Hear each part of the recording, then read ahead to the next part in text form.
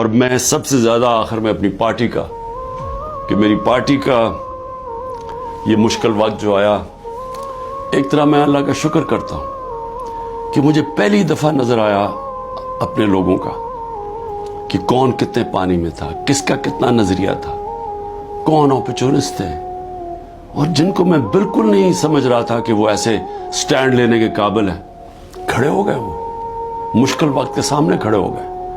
میری نہیں، وہ نیچرل لیڈرز بن رہے ہیں اب، اور انشاءاللہ اس پارٹی میں میں الیکشن کرواؤں گا پہلے موقع پہ۔ نیشنل لیڈرشپ، نیچرل ہماری پولیٹیکل لیڈرشپ نکلے گی، اور یہ ہوگی انشاءاللہ وہ اصل تحریک انصاف جو اس ملک کے اندر جو 27 سال پہلے میں نکلا تھا، انصاف کا، عدل اور انصاف اس ملک میں سب سے پہلے قائم کریں گے، پھر یہ ملک خوشحال ہوگا۔ وہ انشاءاللہ وہ لیڈرشپ نکل رہی ہے۔ پاکستان زندہ باد۔